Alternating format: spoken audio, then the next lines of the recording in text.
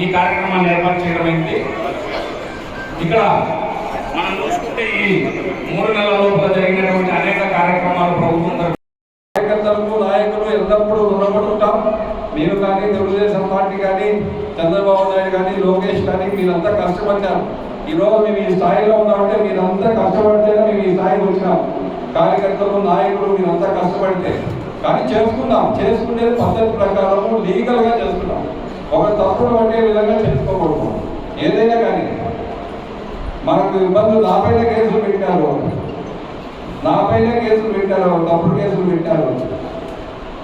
అంత సులభం వదిలేస్తాను. వైసీపీ ఉంది, టైం కోసం కాసుకోవాలి అంతే. అవకాశం వస్తుంది, ఈరోజు కాకపోయినా రేపు దొరుకుతారు. 160 మంది పైన కేసులు పెట్టారు మన కాన్స్టిట్యూన్సీలో, నియోజకవర్గంలో ముఖ్యమైన నాయకులు. కొంతమంది అయితే అంగళ్ళు కేసు, పూజూరు కేసులో పెట్టారు. ఇద్దరిని పెట్టారు. రెడ్డి భాషలో శ్రీకాంత్ రెడ్డి, అమర్నాథ్ రెడ్డి, కొంతమందిని పూజూరులో పెట్టారు, అంగల్లో పెట్టారు కేసులో. రామమూర్తి, కొంతమంది పైన డబుల్ కేసులు, కొంతమంది పైన సింగిల్ కేసులు. కాబట్టి నా చేసిన అనుభవంలోనే ఈరోజు ఆ ప్రభుత్వం ఈ విధంగా ఉంది. ఇప్పుడు నీతులు చెప్తా ఉన్నారు అందరూ వైసీపీ వాళ్ళు. అరాజకం అయిపోతా ఉంది, ఏమో చేస్తూ ఉన్నారు, ఏమో అయిపోతా ఉంది రాష్ట్రం అని. దాన్ని చేసిన దేవుని కూడా చూస్తే లడ్డు పరిస్థితి ఏంటో. ఇంకా దేవుని గురించి మనం ఎక్కువ మాట్లాడకూడదు, ప్రజలే అర్థం చేసుకుంటారు సబ్జెక్టు. ఏ విధంగా కొండపైన నేను అరాజకాలు చేసినారో, ఏ విధంగా నాణ్యత లేని లడ్డు ప్రజలకు ఇచ్చినారో ప్రజలే గమనించారు. అంతా కూడా అదంతా ల్యాబ్ రిపోర్ట్ అంతా కూడా రావడం జరిగింది. కాబట్టి ఏ విధంగా ప్రజలకు ఇబ్బంది పెట్టారో మీరు అర్థం చేసుకోండి.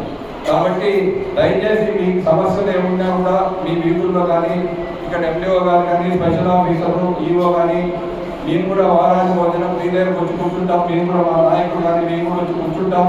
మీకు ఏం కావాలన్నా కూడా మా బాధ్యత. చిన్న సమస్యలు ఉంటాయి.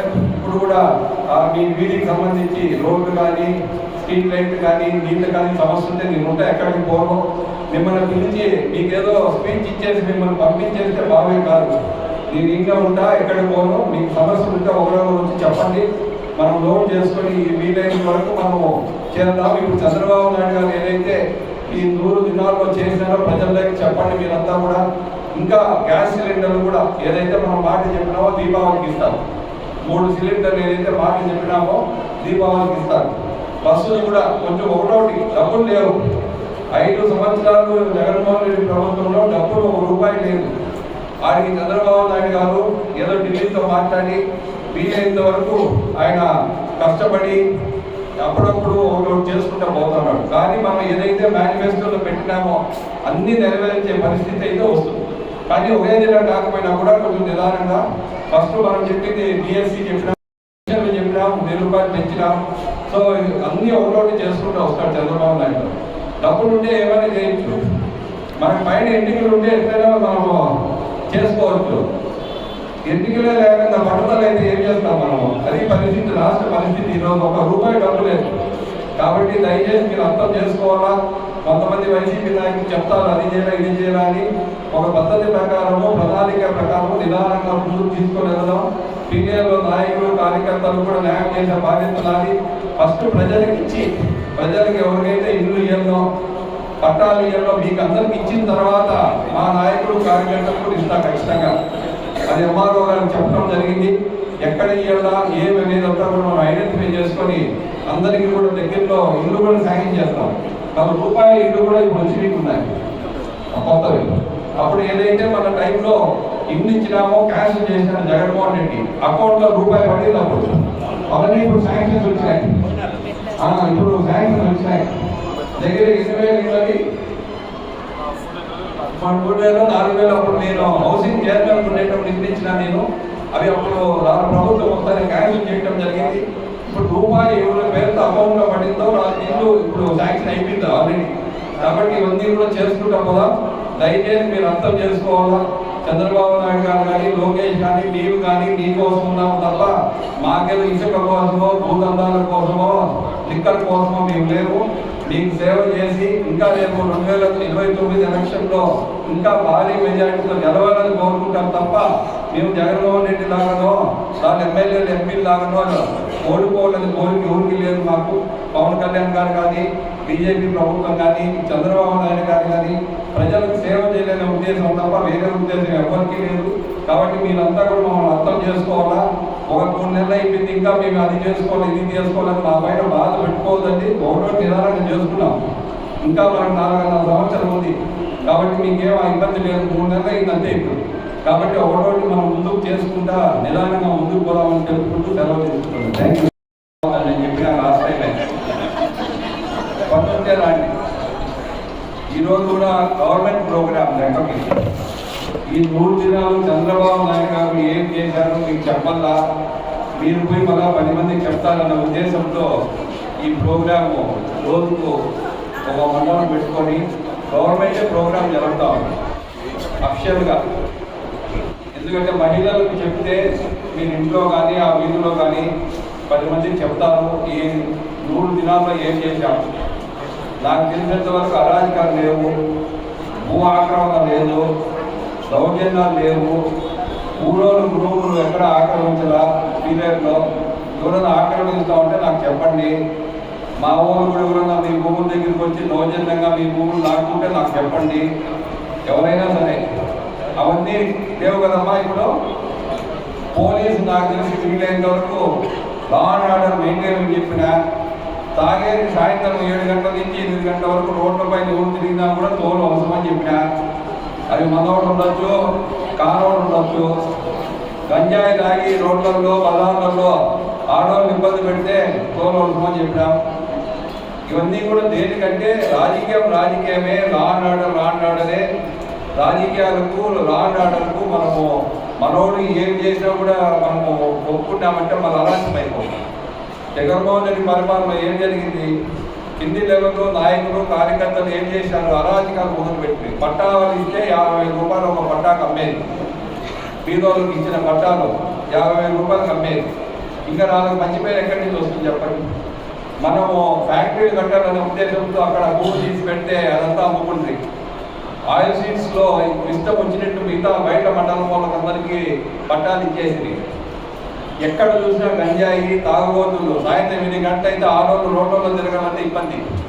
కాబట్టి మనోళ్ళు కూడా ఎవరైనా తాగే పిల్లలు ఉంటే చెప్పండి, జాగ్రత్తగా ఉండడం వల్ల తెలుగుదేశం పార్టీ నియోజక పార్టీకి కావాల్సిన వాడు పోలీసులు కూర్చారంటే నేను కూడా ఏం చేయలేదు. ఇందే పరిస్థితి చెప్తా ఉన్నా. జాగ్రత్తగా జోడికి పోకుండా పీలేరులో లా అండ్ ఆర్డర్ మెయింటైన్ చేయాల్సిన అవసరం మన పైన ఉంది. ఎందుకంటే ఎన్ని కంప్లైంట్ 5 ఏళ్ళు అయితే అరాజకం. పోలీసులు ఉద్యోగం చేయించిందా? ఈ వైసీపీ నాయకులకు పోయి పోలీస్ స్టేషన్లకు పోయి వాళ్ళే చేశారు ఎస్ఐ ఉద్యోగాలు, సిఐ ఉద్యోగాలు వైసీపీ నాయకులే. కాబట్టి మనం ఇవన్నీ కూడా ఈ 3 దినాల్లో మనం వీలైనంత వరకు కనిగిరి కానీ పీలేరు కానీ వీలైనంత వరకు మనము లా అండ్ ఆర్డర్ మెయింటైన్ చేయడానికి ప్రయత్నం చేస్తున్నాం. ఇప్పుడు ఈ 100 డేస్లో ఏమేమి జరిగినాయో మీకే తెలుసు. మెగా టీఎస్సీ 16,000 ఉద్యోగాలు ఇప్పుడు చంద్రబాబు నాయుడు గారు అనౌన్స్ చేయడం జరిగింది. తర్వాత పెన్షన్కు 65 లక్షల మందికి మీకు తెలుసు 4,000 రూపాయలు.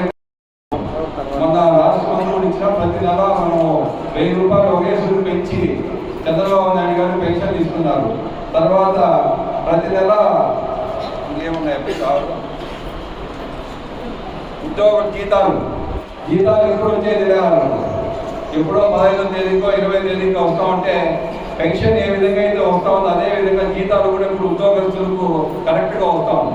కాబట్టి ఈ పథకాలన్నీ కూడా 5 రూపాయలకి అన్నా క్యాంటీన్ పీలేరులో కూడా మొదలు పెడతారు. దగ్గరలో మంది మున్సిపాలిటీ కాదు కాబట్టి సెకండ్ ఫేజ్లో ఉంది పీలేరు కూడా, అది కూడా మొదలు పెడతారు. 5 రూపాయలకే భోజనం పెట్టే కార్యక్రమం. ఇవన్నీ కూడా ప్రజల్లో ఏది కావాలో అది. ల్యాండ్ టైటిలింగ్ యాక్ట్, మన భూములు పాస్బుక్ పైన జగన్మోహన్ రెడ్డి బొమ్మలు వేస్తూ ఉండే. ఒక పొరపాటు జగన్మోహన్ రెడ్డి వచ్చింటే ఆ భూములు వెళ్ళిపోయిండు. మన భూములు జగన్మోహన్ రెడ్డి భూములు అయిపోయిండు. ఎందుకంటే తాకట్టు పెట్టేసింది ఆయన. అవన్నీ రద్దు చేయడం జరిగింది. ఇప్పుడు రాళ్ళు కూడా మార్చారు. రాళ్ళపై కూడా ఆయన పేరు వేసుకున్నాడు జగన్మోహన్ రెడ్డి గారు. అవి కూడా ఇప్పుడు చేయమని చెప్తారు అవన్నీ. కాబట్టి ఈ 100 డేస్లో చంద్రబాబు నాయుడు విజయవాడ వరదలు మీరు చూసినారు చంద్రబాబు నాయుడు గారు ఎట్లా 10 దినాలు అక్కడే ఉండి ఏ విధంగా ఆయన ఈ వయసులో కూడా కష్టపడ్డాడు. కాబట్టి నాకు తెలిసి మనము మనంతకి మనం మార్పు చేసుకోకూడదు, కానీ ఎక్కడ కానీ రాష్ట్ర ప్రభుత్వము ఈ 100 దినాల్లో బాగా చేసింది. అందరం మనం వాస్తవాలు చెప్పుకోవాలి. కొంచెం కార్యకర్తలకు బాధ ఉండొచ్చునేమో అంతే తప్ప ప్రజలకు సంతోషంగా ఉన్నారు. కార్యకర్తలేమి ఇసుక తోలేయాలా, భూమి తీసేసుకోవాలా, కొంతమందికి కుదరదట.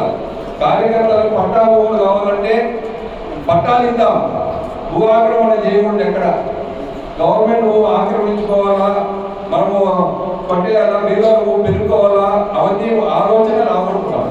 లీగల్గా చేసుకున్నాం. కార్యకర్తలకు కావాలంటే పట్టాలు ఇద్దాం, ఇల్లు కట్టిద్దాం, లీగల్గా మనం చేసుకున్నాం తప్ప కలిగిరి కావచ్చు, పిల్లలు కావచ్చు, ఇసుక కూడా వీలైనంత వరకు మనము ఆ పని చేయకూడదు. ఇసుక జోలికే పోగొడుతున్నాం వీలైనంత వరకు కూడా. కాబట్టి ఇవన్నీ సక్రమంగా మనం చేసుకుంటే కొంచెం కార్యకర్తలకు బాధ ఉండొచ్చునేమో. ఎమ్మెల్యే గారు మనం ఇవన్నీ చేయలేదని చేయిస్తే మనం కూడా జగన్మోహన్ రెడ్డికి పద్ధతి కంటే మనకు పడుతుంది. 5 ఏళ్ళ తర్వాత 151 ఉంది, 5 తీసేసినారు, 11 మిగిలినాయి, మనకు 164 ఉన్నాయి. మనం తప్పుడు పనులు చేసి ప్రజలకు సేవ చేయకుండా ఇసుక దందాలు, భూదందాలు ఇవే చేస్తే మనకు కూడా ఆరు తీసేస్తారు మనం. అవునా కదా? కాబట్టి మనం జాగ్రత్తగా ఉండిపోయిన భయంతో ప్రజలు ఇంత ఓట్లు వేసినారు కాబట్టి ఇంకా జాగ్రత్తగా ఉండాలి. మనం వీలైనంత వరకు